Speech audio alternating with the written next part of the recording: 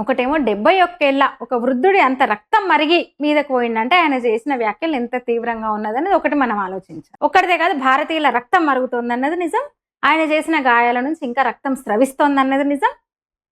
రెండోది ఈయనే చేయించుకున్నాడన్నది. ఈ 2 కోణాల్లో మనం మాట్లాడాలి.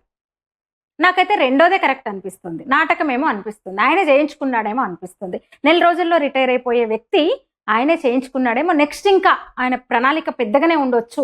వారసత్వం ఉంది, రాజకీయ వారసత్వం వాళ్ళ నాన్నది. పలుమార్లు ఆయన తాను అంబేద్కరిస్తున్న బుద్ధిస్టుని అంటూ చాలాసార్లు బయట పెట్టుకున్న సందర్భం ఉంది.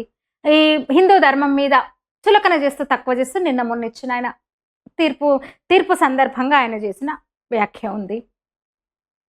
యోగి లాంటి యూపీలో బుల్డోజర్ దాని మీద దేశమంతా స్వాగతించింది. అంటే అక్రమార్కుల మీదకి, నేరస్తుల మీదకి గూండారాజు ఒకప్పుడు యూపీ.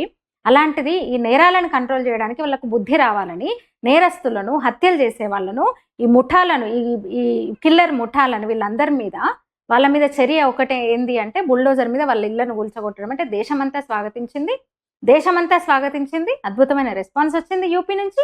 కానీ ఈయన భారతదేశంలో ఉండి అదే మాట అన్నారు, ఒకసారి మారిషస్ వెళ్ళి అదే మాట అన్నారు. అంటే ఈయన ఇంతకు ముందు వీటికి వ్యతిరేకంగా, వీళ్ళకి వ్యతిరేకంగా, సనాతన ధర్మానికో ఒక రాజకీయ పార్టీకో వ్యతిరేకంగా ఫ్యూచర్లో ఏమో చేయబోతున్నాడు.